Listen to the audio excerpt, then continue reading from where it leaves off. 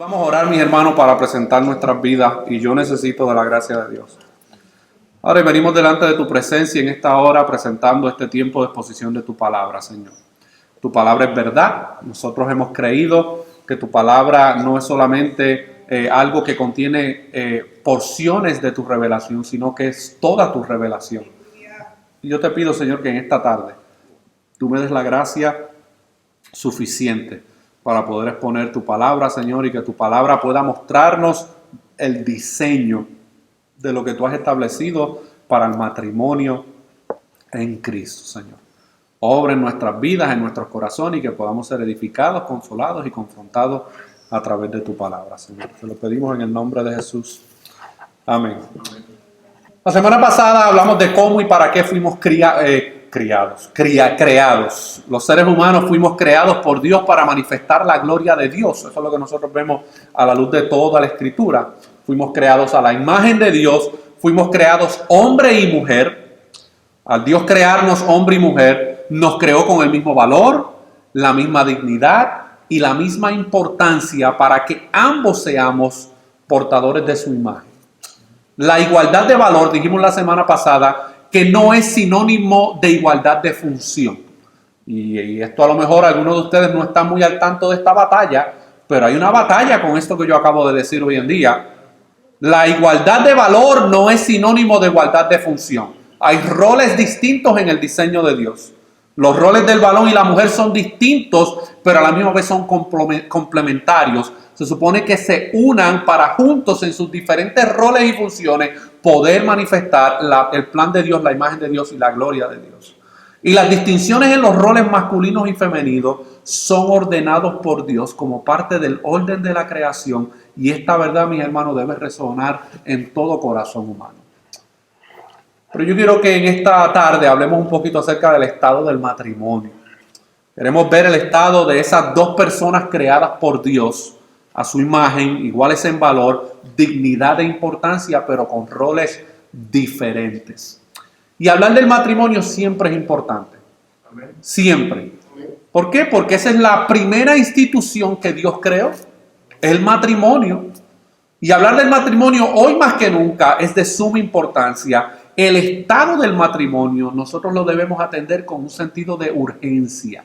Esto no es algo trivial. Esto no es como escoger qué camisa me voy a poner o voy a cocinar frijoles o voy a cocinar pollo. Es algo muy importante con implicaciones severas, mis hermanos, sobre la vida de una persona y de un matrimonio. Y la razón principal por la que tenemos que hablar del matrimonio es porque la definición del mismo, según el mundo y la sociedad, es diametralmente opuesto a lo que dice la Biblia.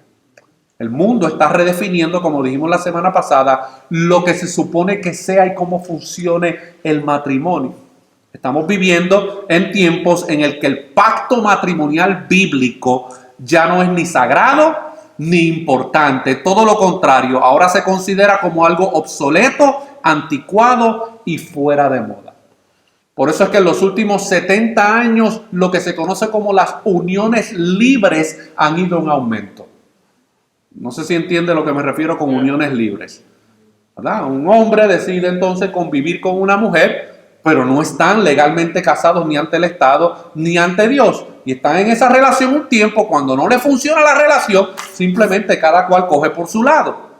Y siguen practicando esta situación de unión libre. ¿Por qué? Porque consideran que el matrimonio ni es sagrado ni es importante. Y es algo anticuado. Esto es algo de los siglos anteriores.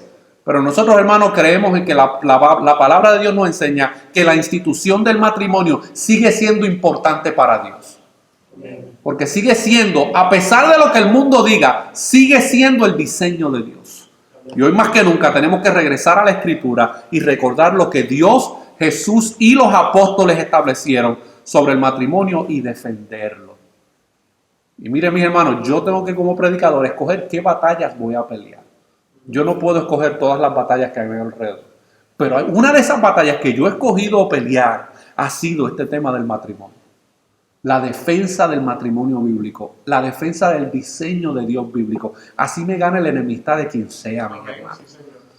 Así me vean como impopular, así me vean como un tipo anticuado, así me vean como una persona que no entiende la cultura. Le he declarado la guerra a todo aquello que no sea el diseño de Dios para el matrimonio.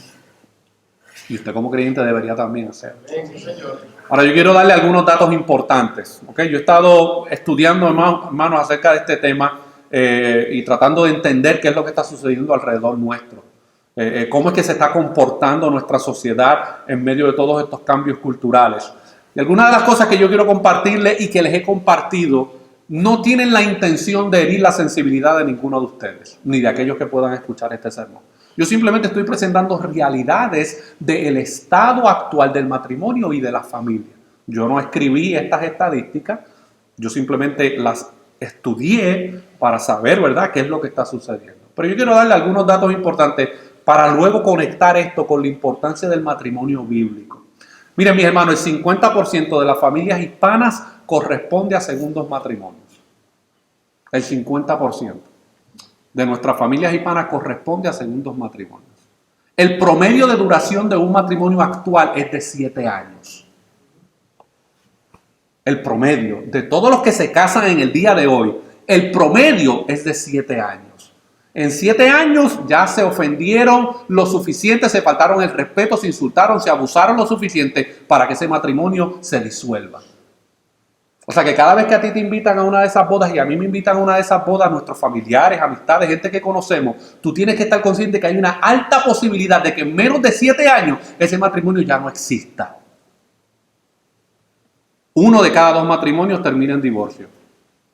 Esta semana se casó un montón de gente aquí en Georgetown, mis hermanos, como todo pasa todas las semanas.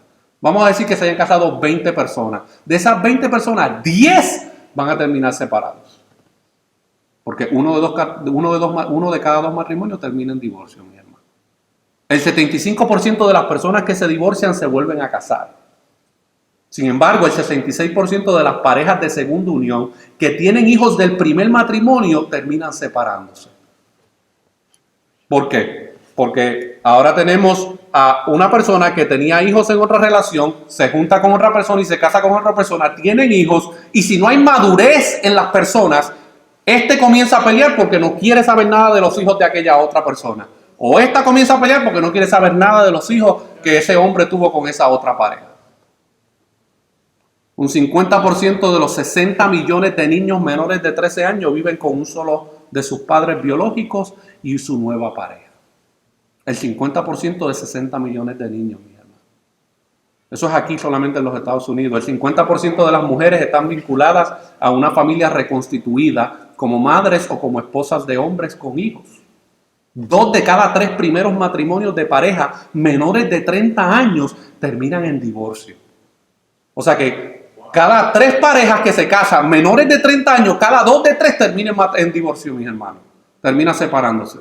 El 41% de los hijos de padres separados son temerosos, agresivos, tienen baja autoestima y presentan dificultades en su comportamiento o desempeño escolar.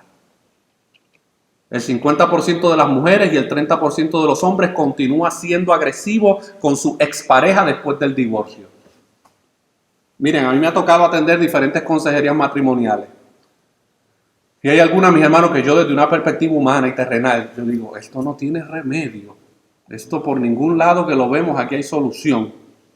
Y ellos piensan que al divorciarse, el infierno que están viviendo se va a acabar. No se acaba, mis hermanos. Pueden vivir, mire, uno puede vivir en Alaska y el otro puede vivir en Japón. La guerra y el infierno va a continuar. Especialmente si tienen hijos en el medio. Y el 70% de los adultos que vivieron el divorcio de sus padres cuando eran niños, hoy lo consideran como algo normal. Bueno, pues ¿cuál es el problema? Si aquí yo veo a todo el mundo divorciándose, a mi papá, a mi mamá, a mis tíos, a mi tía, a mi abuela, a mi abuelo, esto es normal. Y todo esto, mis hermanos, está rompiendo el diseño de Dios. Ahora, estas estadísticas que yo les muestro, mis hermanos, son estadísticas que se dan obviamente en su mayoría en personas que no están en Cristo o que no tienen conocimiento del Evangelio. ¿Okay? Aunque, aún dentro del cristianismo, hay porcentajes altos de alguna de estas cosas. La razón principal por la cual el estado del matrimonio se encuentra en la condición en que se encuentra es porque la mayoría de los matrimonios, tanto de creyentes como de no creyentes, viven fuera del diseño de Dios. Esa es la única respuesta bíblica a esto, mi hermano. La mayoría de los matrimonios, tanto de creyentes como de no creyentes, viven fuera del diseño de Dios. Y obviamente, si tú vives fuera del diseño de Dios, eso no va a funcionar. Es como alguna vez usted ha tratado de montar un juguete en Navidad para su niño, algo que requiera muchas piezas, y usted no lee las instrucciones. Si usted va, por ejemplo, usted tiene un bebé y quiere comprarle una cunita, y usted dice, yo sé de esto, y usted se pone a montar la cunita por su propia iniciativa, sin leer las instrucciones, termina montando la cunita y después le sobran 15 piezas. ¿Y aquí qué pasó con estas 15 piezas? ¿Qué voy a hacer yo con ellas? Porque quisiste armar la cuna no con las instrucciones del diseñador y del creador de esa cunita, mis hermanos. Ahora vayamos a Efesios capítulo 5, versículos 21 al 32.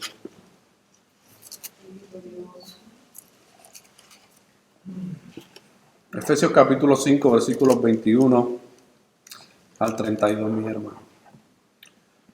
Quiero darle un poquito del contexto de esta carta para que usted se familiarice con ella. Esta carta a los Efesios, que Pablo le escribe a la iglesia en Éfeso, está dividida en dos partes.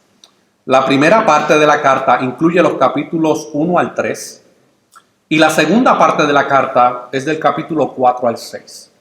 Así que esto le va a ayudar cuando usted la próxima vez que se detenga a leer esta carta de Efesios, ya le hemos explicado que está dividida en dos partes. Capítulos 1 al 3 representa una parte, capítulos 4 al 6 representa una segunda parte. ¿Y cómo sabemos esto? Bueno, porque en el capítulo 3, de ahí de Efesios, de la carta de los Efesios, Efesios capítulo 3, miren cómo termina el capítulo 3. Miren cómo termina. Termina con una doxología. Miren cómo dice. Dice, y a él sea la gloria en la iglesia, en Cristo Jesús, por todas las edades, por los siglos de los siglos. Amén. Aquí termina la primera parte de esta carta a los Efesios. Comienza el capítulo 4 entonces con las siguientes expresiones, dependiendo de la versión que usted tenga. En varias versiones usted va a encontrar que el capítulo 4 comienza con por lo tanto, o yo pues, como dice la Reina Valera. Esto es el inicio de otra conversación que el apóstol quiere tener con esta iglesia. En la primera parte, capítulos 1 al 3, vemos que Pablo está hablando de la ortodoxia. ¿Y qué es la ortodoxia? La creencia correcta acerca de alguna verdad bíblica. Lo que significa el llamado y los indicativos acerca de la vida cristiana. ¿Y qué son indicativos? Bueno, lo que es y lo que se hizo. Lo que es y lo que se hizo. Y en la segunda parte, Pablo habla ahora de la ortopraxis, que es la práctica correcta de ciertas verdades bíblicas, de la conducta, y ya no son indicativos, ahora son imperativos, que se trata de lo que nosotros debemos hacer. Así que en Efesios vemos lo que somos, pero también lo que hacemos. Y vamos a ver unos indicativos de lo que Dios hizo, lo que Cristo hizo, pero también los imperativos, lo que debemos hacer nosotros por lo que Dios ya ha hecho a través de Cristo. No es que nosotros vamos a hacer estas cosas para ganarnos el favor de Dios o la misericordia o la gracia de Dios. No sé, porque Dios ha hecho estas cosas que entonces nosotros hacemos estas otras. Si no entendemos la diferencia entre lo que es indicativo e imperativo, ¿usted sabe qué es lo que va a pasar? Que vamos a tratar de hacer las cosas que ya se hicieron y que lamentablemente son imposibles para nosotros hacer. Los indicativos que vemos en estos textos nos capacitan, nos empoderan para poder hacer y cumplir los imperativos. Gloria a Dios. Y los indicativos nos muestran lo que Cristo hizo en nuestro lugar, en la cruz, para la gloria de Dios. Los imperativos son las cosas que Dios nos manda hacer por lo que ya Cristo hizo. Y en los primeros 3 capítulos no vemos imperativos, solamente indicativos de lo que Cristo hizo y el resultado de eso que Él hizo. Por ejemplo, si usted va a Efesios capítulo 1, versículos 3 al 10, el apóstol Pablo comienza a ilustrar algunos indicativos de lo que Dios ha hecho. ¿Qué ha hecho? Dice que nos bendijo, nos escogió, nos predestinó, nos adoptó, nos aceptó en Cristo y a través de Cristo. Eso usted lo puede ver desde los versículos 3 al 10. Y tenemos que entender esto, mis amados hermanos, porque si no lo entendemos, no vamos a poder hacer lo que dice en el capítulo 5.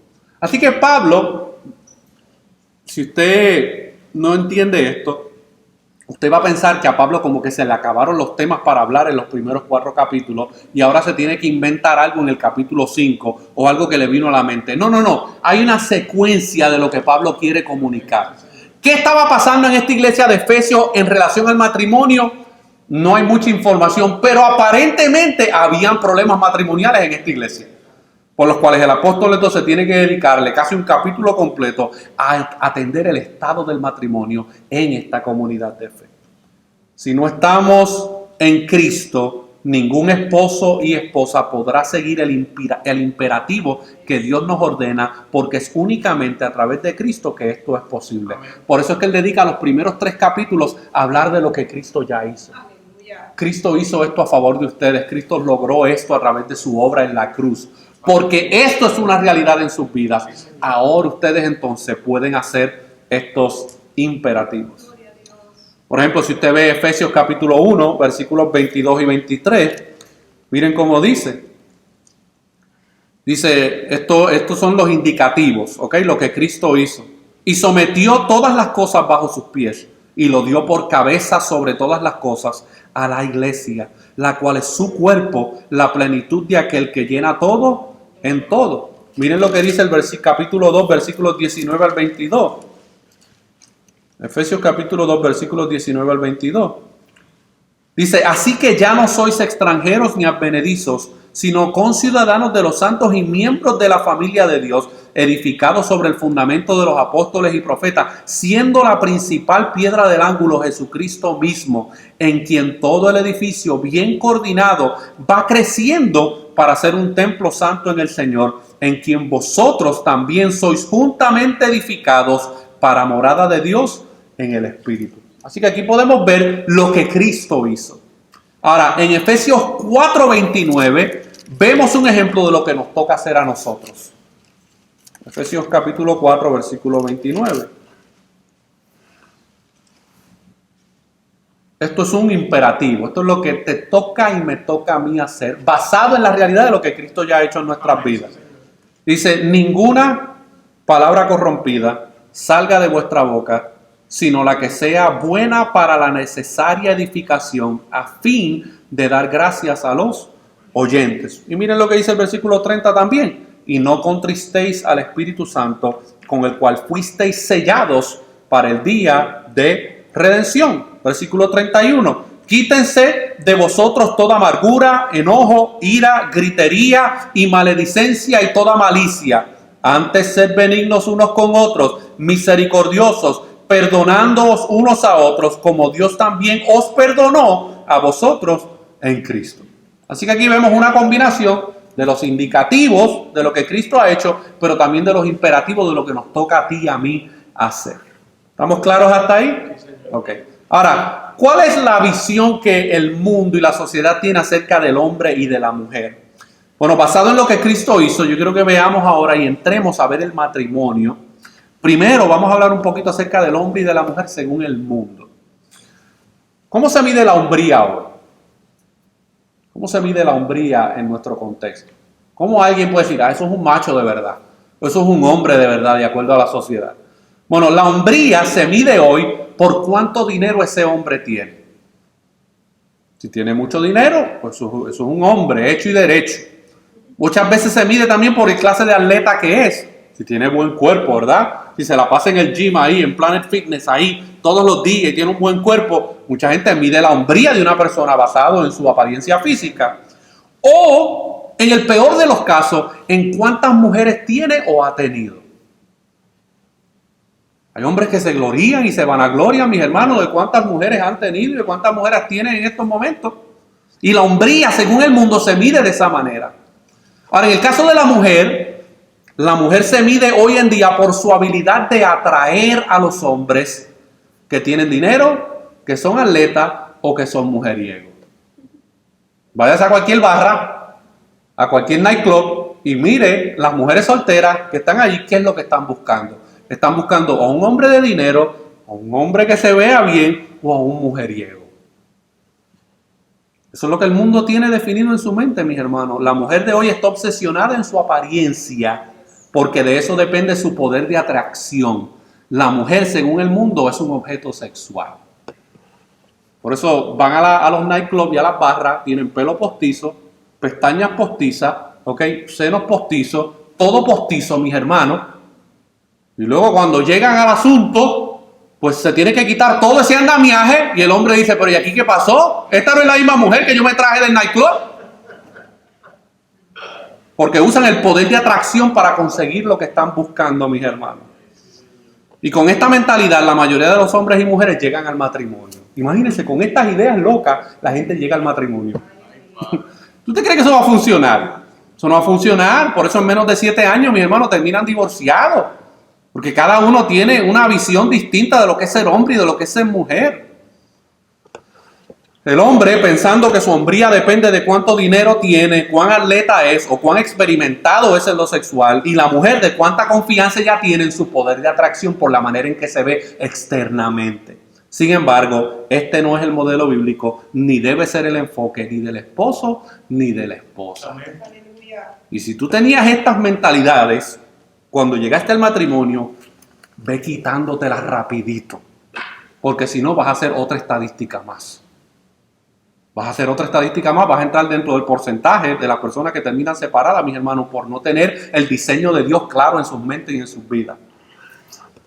Ahora, yo quiero hacer una aclaración importante, porque yo sé que ahora las damas se van a poner un poquito medias incómodas y quisquillosas. Está bien, no hay problema. No hay problema, mis hermanos. Pero en el versículo 21 de Efesios capítulo 5, yo quiero hacer una aclaración importante acerca del sometimiento. ¿Ok? Uy, esa palabra...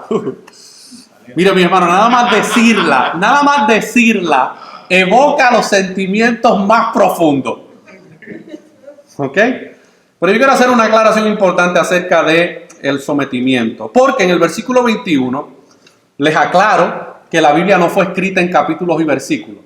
Eso fue algo que se añadió unos 12 siglos después de la culminación del canon bíblico. Se añadió este concepto de dividir los libros en capítulos y en versículos.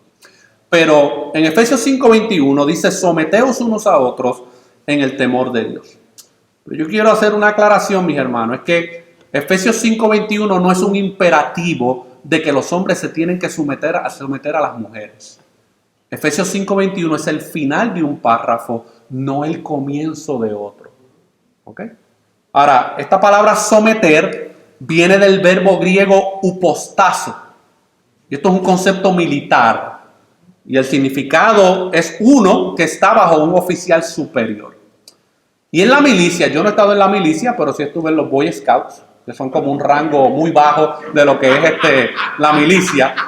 Pero los que han estado en la milicia de alguna manera, usted sabe que la sumisión y el sometimiento es en una sola vía, no es en dos. Es en una sola vía, mis hermanos. El cadete, el cabo, él no puede darle instrucciones a su superior. Es solamente en una sola vía el sometimiento y la sumisión. Por lo tanto, lo que les quiero decir es que esto excluye la idea errada de una sumisión mutua del esposo a la esposa. No hay evidencia, mis hermanos, bíblica de un sometimiento del hombre a la esposa en ningún lado de las Escrituras. Así que, hermanas, tengamos un poquito de paciencia. Vamos a ver qué dice la Biblia. ¿Ok? Porque este no es el único pasaje. Cuando Pablo dice en Efesios capítulo 5, versículo 21, someteos unos a otros en el temor de Dios, está hablando en términos generales, porque todos nosotros de alguna manera u otra nos tenemos que sujetar a alguien. Por ejemplo, si usted es empleado, ¿a quién usted se tiene que sujetar? A su empleador, ¿verdad? Si usted es un estudiante, ¿a quién usted se tiene que sujetar? Al maestro, ¿verdad? Si usted trabaja en algún negocio del gobierno, o alguna institución del gobierno, usted tiene superiores sobre usted.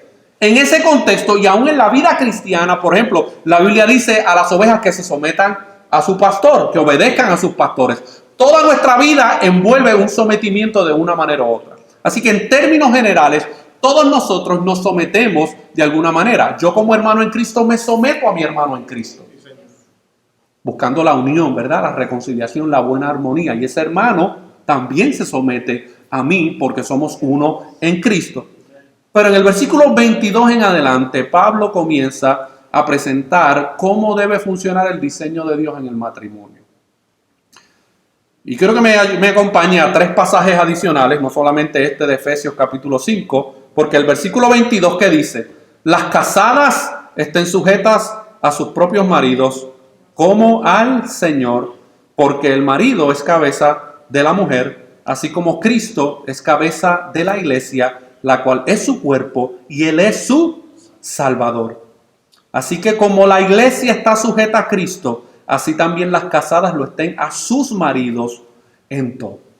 Ahora, vayan conmigo a Primera de Pedro, capítulo 3, versículos 1 al 2. Pero no se angustia, mis hermanas, que ya mismo le vamos a entrar a los hombres también. ¿Está bien? Primera de Pedro, capítulo 3, versículo 1 al 2. Para que a alguien no se le ocurra pensar, es que esto es un asunto de Pablo. Hay muchos que se han puesto a investigar, bueno, ¿y dónde está la mujer de Pablo? Él aquí está pidiendo que la esposa se someta a su esposo, pero ¿y la mujer de Pablo dónde está? Bueno, mis hermanos, hay 2 posibles realidades del apóstol Pablo. O nunca se casó, o era viudo. ¿Okay? Esa es la conclusión histórica que muchos han llegado. Yo soy de la creencia que era viudo, porque para tú pertenecer al Sanedrín de los fariseos, tú tenías que estar casado. ¿Okay? Pero no hay más evidencia bíblica de qué pasó con la mujer de Pablo. Pero miren lo que dice Pedro, ahí en Primera de Pedro, capítulo 3, versículos 1 al 2. Asimismo, vosotras mujeres, estad sujetas a vuestros maridos, para que también los que no creen a la palabra sean ganados sin palabra por la conducta de sus esposas, y considerando vuestra conducta casta y respetuosa. ¿Ok? Esa es la instrucción del apóstol Pedro a esta comunidad de fe, que no es la de Efesios, es otra comunidad de fe. Y le dice a las mujeres, estén sujetas a vuestros maridos, para que también los que no creen la palabra sean ganados sin palabra. Imagínense una mujer que no se sujeta a nada ni a nadie tratando de evangelizar a otra mujer. Y ve el trato que ella le da a su esposo delante de otras personas. ¿Qué va a pensar esa mujer que no es creyente? Pero esta me está diciendo y que yo me someta a Cristo cuando ni ella misma se sujeta a su propio marido. ¿Cómo está esta situación funcionando aquí? Miren lo que Pablo dijo en Colosenses 3:18. Miren, mis hermanos, yo sé que este tipo de temas, la sangre se calienta. ¿Y usted sabe por qué la sangre se calienta? Porque tú y yo hemos sido infectados con el veneno del machismo y del feminismo. Sí, Señor, aleluya. Y aunque estemos en Cristo, todavía tenemos residuos de ese veneno en nuestras mentes y en nuestros corazones. Así que Colosenses 3:18, miren lo que el apóstol Pablo dice aquí nuevamente. Colosenses 3:18.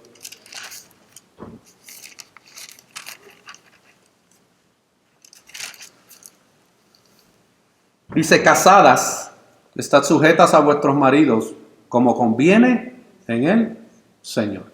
Así que esto no es un asunto, mis hermanos, de preferencia, esto es un asunto de conveniencia. Según el diseño de Dios, hermano, es conveniente para la salud de la familia el que la mujer pueda llevar a cabo su función y su rol dentro del matrimonio. Miren lo que dice Tito, capítulo 2, versículos 3 al 5.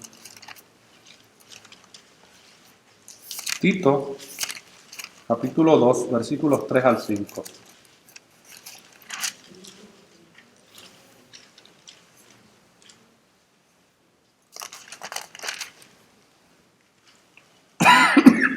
Miren, mis hermanos, estos versículos son tan inspirados como Juan 3:16.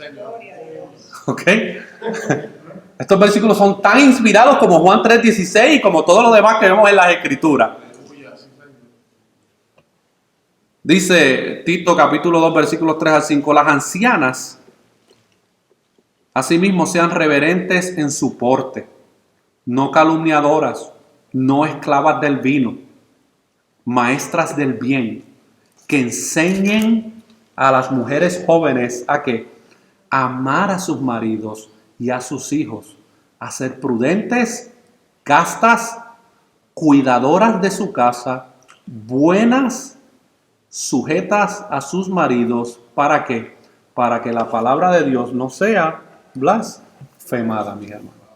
Entonces, lo que Pablo quiere decir con sometimiento, especialmente en el versículo 21 de ahí de Efesios, es que una persona llena del Espíritu Santo tiene que siempre someterse a la autoridad superior que tiene. Por eso es que él dice en el versículo 21 de Efesios, someteos los unos a los otros. Eso es una evidencia de la llenura del Espíritu Santo en la vida de una persona. ¿Usted quiere saber cuándo una mujer está batallando mucho en poder llevar a cabo este rol y función en su vida? Examine su vida espiritual y vea a ver cuán llena del Espíritu Santo y cuántos frutos del Espíritu Santo hay en su vida. Es así de sencillo, es así de claro, mis hermanos. Con esto claro, entonces podemos ver el sometimiento de la esposa al esposo y del esposo a Dios. Porque en ese contexto es que podemos entender el versículo 21. Sí, señor. Someteos unos a otros, mis hermanos. La mujer tiene una responsabilidad de someterse a su esposo, pero el esposo tiene una responsabilidad de someterse a Dios. ¿Y usted sabe por qué muchas mujeres no se quieren someter a sus esposos? Porque sus esposos somos los primeros que no nos sometemos a Dios. Amén. Es así de sencillo. Y como ella no ve en nuestras vidas un sometimiento a Dios, va a decir, ¿y con qué cara y con qué vergüenza este tipo me va a decir a mí y que yo me tengo que sujetar y someter a ella? Si él es el primero que no se somete a Dios. Yo tengo 20 años de casado, mis hermanos. Yo no me casé hace un año atrás. Yo sé lo que es tener una relación matrimonial y sus retos, ¿ok? Y yo sé lo que es vivir fuera del diseño de Dios, yo queriendo hacer mi voluntad y mi amada esposa también queriendo hacer la suya. O sea que yo no les estoy hablando aquí porque nuestro matrimonio ha sido perfecto por los últimos 20 años, mis hermanos. Por poco caíamos dentro de esas estadísticas de los matrimonios que se destruyen en los primeros 7 años.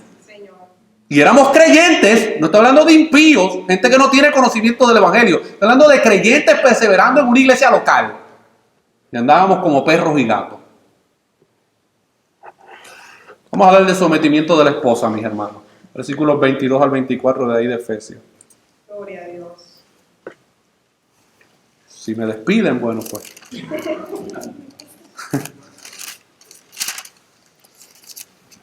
¿Qué es lo que vemos ahí en los versículos 22 al 24? Dice bien claro, mis hermanos, las casadas estén sujetas a sus propios maridos como al Señor. Porque el marido es cabeza de la mujer, así como Cristo es cabeza de la iglesia, la cual es su cuerpo y Él es su Salvador. Así que como la iglesia está sujeta a Cristo, así también las casadas lo estén a sus maridos. Lo primero que debemos entender es que Pablo llama a la esposa a someterse ¿a quién? A su propio marido. Miren, mis hermanos, ninguna mujer tiene que recibir instrucciones ni tiene la obligación de someterse ni sujetarse a otro hombre que no sea su esposo. Ahora, si trabaja, obviamente tiene un jefe, obviamente tiene que seguir ciertas instrucciones, pero no estamos hablando de ese tipo de relación. Estamos hablando de la relación matrimonial. El único sometimiento que debe tener una mujer es para con su esposo, no es para con ningún otro hombre. Esto no es un llamado a que todas las mujeres se sometan a cualquier hombre. El sometimiento de ella es en el contexto de la relación del matrimonio. Algunos hombres piensan que la mujer debe ser sumisa a ellos, incluso cuando es su novia o su concubina. ¿Cuántas personas que no están en Cristo, que viven su vida en el mundo, piensan que porque ahora tienen una novia y están conviviendo juntos, esa mujer se tiene que someter a él y se tiene que sujetar a él? No. Es en el contexto del matrimonio, mi hermano. Es en el contexto del matrimonio que esa sujeción y esa sumisión es exigida. No es fuera del contexto del matrimonio. Eso no es bíblico. A las hermanas que son solteras o las jovencitas, tú no te tienes que someter a ningún hombre que no sea en estos momentos o tu padre o en un momento dado tu esposo. El sometimiento de acuerdo a la palabra de Dios es con el esposo. Usted quiere saber si una mujer será una buena esposa sumisa, mire si fue o si es una hija sumisa. Porque es en el contexto donde ella está llamada a ser sumisa antes del matrimonio. Mire, las mujeres que son rebeldes desde su infancia, mi hermano, que sus padres no pueden controlarlos, que sus padres no pueden decirle nada, y esto no es un problema de hombres nada más. Hay mujeres, mi hermano, que no se someten a nadie ni a nada. Y esa misma actitud y comportamiento lo llevan ¿a dónde? Al matrimonio, mis hermanos. Si no se sometía si no se sometía y se sujetaba a sus propios padres, ¿tú te crees que se va a someter a un hombre? No lo va a hacer, mis hermanos. Si una mujer tiene problemas en someterse a su padre, siempre tendrá un problema en someterse. Como fue con su padre, lo más probable así sea con su marido. Porque ¿dónde comienza la primera relación de autoridad sobre la vida de esa mujer? En el hogar, mis hermanos. Y si esa adolescente y joven creció y fue una rebelde contumaz en contra de sus propios padres, ¿tú te crees que se va a someter a cualquier hombre? No se va a someter a nadie ni a nada, mis hermanos. El sometimiento de la esposa a su esposo es como al Señor. Y ahí está la diferencia, mis hermanos. Miren lo que dice el versículo 22. Las casadas estén sujetas a sus propios maridos como al Señor. Sometimiento al Señor a través de tu esposo, hermana en Cristo, es un acto de fe, adoración y obediencia a Cristo. Eso es lo que es el sometimiento, como si nos sometiéramos al Señor. Gloria a Dios. Pero ¿cómo se manifiesta ese sometimiento? A través de el esposo en un acto de fe, adoración y obediencia a Cristo. Tu esposo, escúchame hermana, soltera o casada o independientemente de cuál sea tu estatus en estos momentos, tu esposo nunca será merecedor completo de tu sometimiento. Nunca lo será porque es un pecador igual que tú. Es un hombre imperfecto igual que tú. Pero porque es un acto de fe, de adoración y de obediencia al Señor, lo haces. Esa es la razón. Yo sé que puede que esté burbujeando algo aquí por dentro, mis hermanos. Y usted está batallando con esta realidad. Yo lo sé, yo lo entiendo. No se preocupen, yo las entiendo. Pero yo estoy tratando de mostrarle a la luz de la palabra del Señor cuál es el diseño de Dios, mis hermanos. Ahora, usted se puede ir de aquí y usted puede intentar otro diseño. Usted puede intentarlo, mis hermanos. Y algunos de ustedes lo han intentado ya y saben que no les funciona. ¿Quiere seguirlo intentando? Adelante, échale ganas. El sometimiento de ella, de la esposa a su esposo, escuche bien, no es ilimitado. Ningún cristiano o cristiana se debe someter a una autoridad que exige lo que Dios condena o condena lo que Dios exige. Y es donde ahí, ¿verdad? Dependiendo de cuál es el estatus, porque a veces hay matrimonios donde uno es creyente y el otro no. O a veces los dos son creyentes, o a veces los dos son no creyentes. Pero en el caso de los creyentes, una esposa, hay un límite en su sometimiento. Porque si ese marido anda carnal, anda en la chuleta, anda en la carne, y anda tomando decisiones equivocadas, y le está pidiendo y exigiendo a su esposa que haga algo o que tome decisiones que van en contra de la palabra de Dios, esa mujer no tiene por qué someterse a ese acto o a esa petición. Porque primero esa mujer se somete a Dios. Y luego entonces se sujeta, obviamente, a su marido. Así que cuando hablamos de sometimiento, mi hermano, no estamos hablando de un sometimiento ilimitado. Si un marido le pide a una esposa que haga algo ilegal, esa esposa no tiene por qué sustentar lo que le está pidiendo, de acuerdo a la palabra de Dios. Si le está pidiendo que haga un crimen, tampoco está en la obligación de hacerlo. O sea que hay unos límites, mis hermanos. Pero en el contexto saludable, la mujer se somete a Dios y por ende entonces también se somete y se sujeta a su esposa.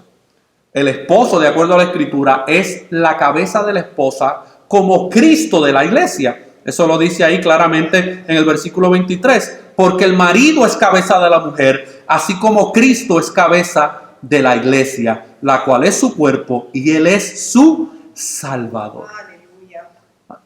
Y mire, mis hermanos, así lo decidió Dios. No se enoje conmigo ni se enoje con Pablo. Ese fue el diseño que Dios creó. Es una cuestión de orden, no de valor. Porque ya hemos establecido que en cuanto a valor, tanto el hombre como la mujer tienen el mismo valor. Ahora, como les dije anteriormente en una de las exposiciones pasadas, el hombre no es más importante que la mujer. Es simplemente que el rol que Dios ha determinado ha sido ese, mis hermanos. El matrimonio es un reflejo de la relación de Cristo y su iglesia y es un reflejo del evangelio.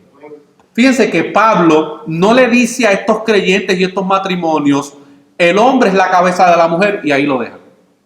No, él dice, el hombre es la cabeza de la mujer, así como Cristo es cabeza de la iglesia.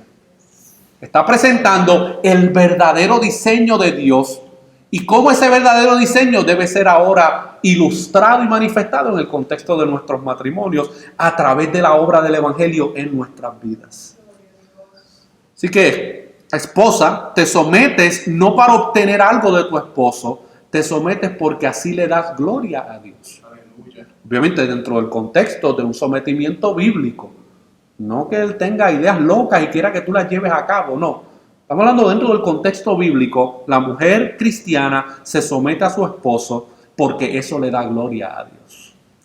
La esposa cristiana tiene que entender que en su sometimiento al esposo no solamente refleja la actitud de la iglesia sometida a Cristo, sino que haciendo esto ella le da gloria a Dios en su rol como mujer. Pero ¿qué es lo que se enseña hoy en día, mis hermanos, en nuestra cultura? Miren, yo sé que algunos de ustedes me pueden testificar de esto, pero por el abuso de muchos hombres en generaciones pasadas y el maltrato de muchos hombres en generaciones pasadas, ¿sabe lo que hicieron muchas de nuestras madres? ¿Qué le enseñaron a nuestras hijas? No te dejes de ninguno. A la primera que te haga, bien polvorosa. Y no estamos hablando de que el hombre le diera una paliza, porque si te da una paliza, llámale a la policía en esos mismos momentos. Pero estoy hablando de cualquier cosita que el hombre dijera que ella no le gustara. Aquí se acabó todo, sigue tu camino y yo sigo el mío. Y eso se lo enseñaron nuestras madres a muchas de nuestras jóvenes. Y así llegaron al matrimonio, mis hermanos. ¿Por qué tú crees que hay tanto divorcio? Yo no le voy a aguantar ni una a este tipo. Ni una. A la primera que me haga, yo soy lo suficientemente bella y atractiva para conseguirme otro buen galán. Alabe a Cristo, mis hermanos. Aleluya. Ahora vamos con los esposos. Amén. Porque cambie un poquito las caras, mis hermanos. Vamos con los esposos, mis hermanos. ¿Ok? Porque le voy a decir algo. Quien la tiene más difícil aquí es el esposo. Aleluya. Quien la tiene más difícil aquí es el esposo, no es la esposa. Es el esposo quien la tiene más difícil aquí. Efesios capítulo 5, versículos 25 al 29, ¿cómo dice? Maridos, amad a vuestras mujeres, así como Cristo amó a la iglesia y se entregó a sí mismo por ella, para santificarla, habiéndola purificado en el lavamiento del agua por la palabra, a fin de presentársela a sí mismo, una iglesia gloriosa, que no tuviese mancha ni arruga ni cosa semejante, sino que fuese santa y sin mancha. Así también los maridos deben amar a sus mujeres como a sus mismos cuerpos. El que ama a su mujer, a sí mismo se ama, porque nadie aborreció jamás a su propia carne, sino que la sustenta y la cuida, como también Cristo a la iglesia. Así que ahora vemos los imperativos que Dios le da al hombre casado en este contexto. Hay un mandato, hay un comando, ¿y cuál es el imperativo? Amar a su esposa. Y miren, hay un hermano que se llama Boris Buckman. Algunos de ustedes tal vez lo conocen, han tenido la oportunidad de escuchar acerca de él. Y él habla acerca de esta situación del matrimonio y del sometimiento y de la sujeción. Y especialmente él habla de la responsabilidad del esposo hacia la esposa. Escúchame bien, hombre. Tienes que amar a tu esposa no solo porque es tu esposa, sino porque también es tu hermana en Cristo. Amén. Hablando en el caso, ¿verdad?, de que tu esposa sea creyente. O sea, que no solamente la tienes que amar porque es tu esposa, sino que hay un nivel un poquito más alto porque es tu hermana en Cristo y Cristo murió por ella. Y Cristo también limpió sus pecados y la justificó de sus pecados. Ahora, si ella no está en Cristo, porque alguno puede decir, es que mi esposa no es creyente, por eso yo no tengo que hacer eso. Bueno, no. Si ella no está en Cristo, ¿qué es lo que la Biblia te manda hacer? Amar a tu prójimo. No te escapas de ninguna manera. Y si no es tu prójimo, se complica más todavía, porque Jesús te ordena amar a tus enemigos. Aunque tengas a tu mujer de enemigo, Cristo te manda a amarla. No hay escapatoria, mi hermano. Te toca amar a tu esposa. Así sea tu amiga o así sea tu enemiga en tu propio hogar, te toca amarla a ella. ¿Cómo? Porque ahí tiene que haber una alternativa, ¿verdad? ¿Cómo el hombre puede amar a su esposa? Aquí dice el texto, como Cristo amó a la iglesia. Fíjense, mis hermanos, que el texto en ningún lado dice que la mujer se debe someter al marido como la iglesia se sujeta a Cristo. Pero el texto sí dice que el hombre debe amar a su esposa como Cristo amó a la iglesia. Por medio del sacrificio, de apartarla, de sustentarla, de cuidarla y de estar dispuesto a dar su vida por ella. Te pregunto ya a ti, ¿tú estás dispuesto a dar tu vida por tu esposa? Ay, hermano, yo estoy loco que el Señor se la lleve. ¿Estás dispuesto a dar tu vida por tu esposa? Porque eso es lo que el texto está diciendo. De la manera en que Cristo dio su vida por su esposa, así nosotros tenemos que dar nuestra vida por nuestras esposas, mis hermanos. Y a lo mejor no estoy hablando de dar tu vida físicamente, porque no estamos aquí arguyendo al homicidio o al suicidio. Estamos diciendo de que todo lo que tú haces, lo haces para poder amar, cuidar y sustentar a esa esposa. Estás dando tu vida diaria con las decisiones que tomas en amar a tu esposa. La meta del esposo cristiano es ayudar a su esposa en su proceso de santificación para que ella pueda parecerse más a Cristo como resultado de ser tu esposa. Y ahora sí te la voy a dejar caer y me la voy a dejar caer bien duro. Si tu esposa no se está santificando y si tu esposa no se está pareciendo cada día más a Cristo, ¿sabes de quién es responsabilidad? Tuya y mía. Somos nosotros los culpables y los responsables de que nuestras esposas no estén siendo santificadas de acuerdo a la palabra de Dios y no se estén pareciendo a Cristo. Sonríen, hermana, ahora le estoy dando duro a ellos. Ok.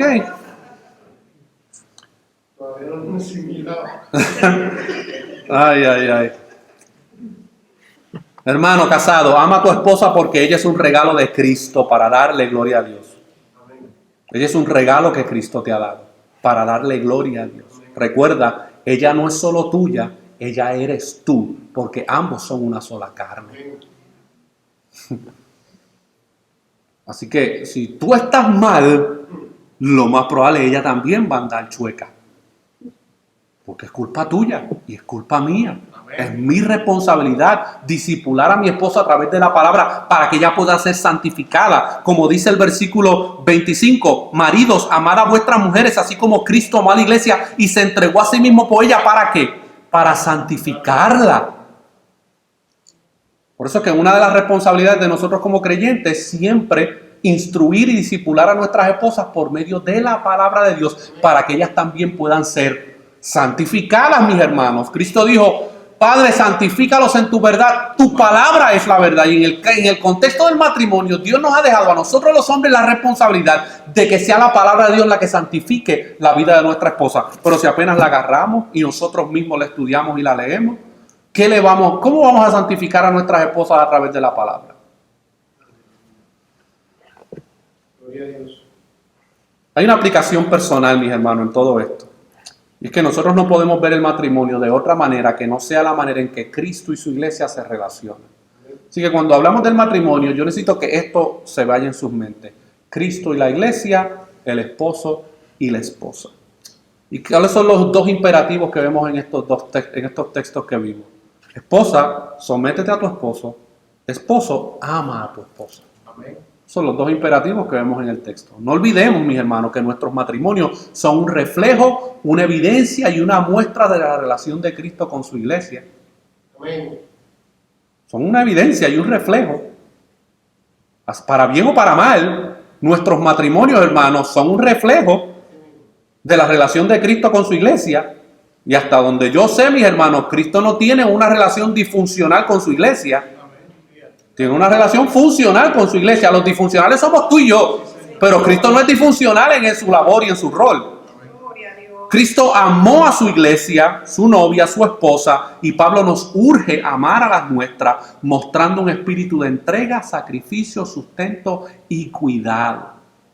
La iglesia es el cuerpo de Cristo y está sujeta a Cristo. Y Pablo urge a la mujer a someterse a su esposo en la medida en que ella se somete a Cristo. La razón por la que muchas veces las esposas batallan en sujetarse a sus esposos. Estoy hablando de un esposo, mi hermano, que no es perfecto, pero, ¿verdad?, saludable y funcional en muchos aspectos, emocionales, espirituales, ¿verdad?, y en su rol como proveedor de la casa. Pero el problema es que muchas no se someten a Cristo, por ende no pueden someterse ni a sus esposos ni a nadie. No olvidemos, mis hermanos, que ni el esposo ni la esposa podrán cumplir con los imperativos si no entienden los indicativos. Someternos y amar es únicamente posible a través de Cristo. Ahora, la pregunta que cada cónyuge que está aquí sentado en esta tarde tiene que hacerse es una pregunta: ¿nuestras vidas están en Cristo? Porque si nuestras vidas están en Cristo hay unos imperativos. Si tú no estás en Cristo, tú tienes otros imperativos: arrepentirte de tus pecados y creer en el Evangelio. Pero si tú estás en Cristo, tu imperativo como esposa es someterte a tu esposo, y tu imperativo como esposo es amar a tu esposa de manera sacrificial. Si lo están haciendo o lo estamos haciendo, entonces recordemos que nuestro matrimonio tiene un solo propósito: reflejar la gloria de Dios. Hermanos, nuestro matrimonio puede glorificar a Dios o testificar del fruto del pecado. Hay dos opciones. O nuestro matrimonio glorifica a Dios o testifica del fruto del pecado. Cuando un hombre ama a su esposa y la esposa se sujeta a su marido, Dios es glorificado. Esa relación de armonía es una imagen del verdadero evangelio. Porque esa es una de las maneras visibles en que el evangelio se muestra a las personas y a aquellos que están a nuestro alrededor. Cuando un hombre ama a su esposa y la mujer respeta a su marido, cuando un matrimonio cristiano se mantiene unido y perseverante, cuando hay perdón constante, esa relación está siendo una imagen del poder del evangelio. Porque ¿qué es lo que Cristo continúa haciendo con su iglesia? Perdonándola. Porque todos nosotros constituimos la iglesia y le fallamos a nuestro esposo de muchas maneras como iglesia, mis hermanos, y Él sigue perdonándonos. Cuando hay perdón constante, esa relación está siendo una imagen del poder del evangelio, una imagen de que el hijo dejó a su padre en el cielo y vino a morir por su esposa, haciéndola parte de su propio cuerpo, viniendo a ser uno con ella, un solo espíritu con su iglesia. Pero también lo contrario: cuando un matrimonio está fragmentado, cuando no hay perdón, cuando hay resentimiento, dolor, ofensas, venganza, lo que testifica ese matrimonio no es el misterio entre Cristo y su iglesia unida, sino el fruto del pecado de Adán, que es la división, la rencilla, la muerte, la venganza y la violencia. Gloria a Dios. Así que tú tienes que determinar en esta tarde dónde tú te encuentras y dónde se encuentra tu matrimonio. ¿Se encuentra en Cristo o se encuentra en Adán? Porque si se encuentra en Cristo, tiene que haber perdón, tiene que haber reconciliación, tiene que haber compasión, tiene que haber paciencia. ¿Dónde está tu matrimonio hoy en día? En otras palabras, el matrimonio es el testimonio del poder del evangelio y ese es el papel del matrimonio en la historia redentiva. Y eso no va a cambiar. Hasta que Cristo venga, ese es su diseño, mis hermanos. Así que yo concluyo para mis amadas hermanas en Cristo en esta tarde. Como dice Buddy Buckman, si tenemos problemas de sumisión, es porque tenemos un desorden o un trastorno en la adoración. Si tenemos problemas de sumisión, es porque tenemos un desorden o un trastorno en la adoración. Como yo no me sujeto y me someto a Dios, pues obviamente el resultado de eso es que yo no me voy a someter ni me voy a sujetar a nadie, mucho menos a un hombre. Para los esposos, el hermano Paul Washer dijo en una ocasión: es mi obligación como esposo dar mi vida por mi esposa. Noten que la Biblia nunca dice que dé mi vida por mi ministerio. Pero la Biblia me dice que dé mi vida por mi esposa. Noten que la Biblia nunca enseña que dé mi vida por mis hijos. ¿Recuerdan que hace unas exposiciones a radio dije que hay mujeres que dicen: no, primero son mis hijos antes que tu madre, que mi marido? Negativo. Primero son tu esposo, y después son tus hijos. Porque tú te casaste con él o con ella primero. Los hijos son el producto de esa relación. Amén. La Biblia nunca enseña que dé mi vida por mis hijos, pero sí dice que dé mi vida por mi esposa. Como esposo, la persona más importante sobre la faz de la tierra debe ser mi esposa. Amén. Porque tú sabes qué es lo que va a pasar, que un día esos hijos se van a ir del hogar. Y si tú no cultivaste una relación saludable con esa mujer o con ese hombre, cuando se vayan del hogar y te quedes tú con ese señor o con esa señora, solos ahí en esa casa, van a decir, ¿y quién es este señor o quién es esta señora? Yo no lo conozco, yo no sé quién es ella. Por favor, sáquenlo de aquí o sáquenla de aquí porque me está volviendo loco o loca. Pero cuando la mujer cumple su rol, hermano, dentro del hogar, la mujer cristiana cumple su rol dentro del hogar y el esposo cumple su rol dentro del hogar, se manifiesta de una manera progresiva el diseño de Dios, mis hermanos. Así que esta es la tercera exposición, mis hermanos. Nos quedan algunas más. Amén. Pero esperamos que su palabra sea suficiente para poder darnos, mis hermanos, un marco de referencia sobre cómo vamos a llevar a cabo nuestros matrimonios en Cristo. Amén. Oremos. Ahora venimos delante de ti en estos momentos, Señor, reconociendo que tú tienes un diseño y que ese diseño es perfecto, aunque el mundo diga que no lo es, aunque el mundo diga que eso es anticuado, aunque la sociedad diga que eso no funciona, que eso no sirve, que somos gente del siglo XXI, tu diseño sigue siendo el mismo desde la creación. Yo te pido que tú nos ayudes a nosotros como iglesia, Señor, a poder ver la relación que Cristo tiene con su iglesia, para que nosotros podamos reflejar en nuestros matrimonios esa relación. Que nosotros como hombres podamos amar a nuestras esposas, servir a nuestras esposas, cuidar a nuestras esposas, santificar a nuestras esposas a través de tu palabra, Señor. Y que tú nos ayudes, Padre, a poder ser ese modelo bíblico para poder cumplir con el rol bíblico que tú nos has diseñado. Y a las mujeres y a las esposas, Señor, que tú también les ayudes en su proceso de someterse a ti primero, de buscarte a ti primero y someterse a tu voluntad primero, para que luego puedan reflejar esa sujeción en sus matrimonios, Señor. No estamos aquí a favor del machismo recalcitrante, abusador, negligente y irresponsable, pero tampoco estamos a favor de ese feminismo también odioso que nuestra cultura está promoviendo hoy en día, que lo que está haciendo es que en vez de traer unión familiar, lo que está trayendo es más desunión y más destrucción a nuestra sociedad, Señor. Y que como iglesia local podamos estar claros en el diseño de Dios para el matrimonio y que podamos pelear esta batalla por nuestros matrimonios primeramente, para luego entonces dar esta batalla en medio de la sociedad corrupta que tenemos a nuestro alrededor, Señor, que no valora la institución del matrimonio. Glorifícate, Padre, y que nuestros matrimonios puedan ser un reflejo del Evangelio y de la obra redentora que tú has hecho en nuestras vidas. Te lo pedimos en el nombre de Jesús. Amén.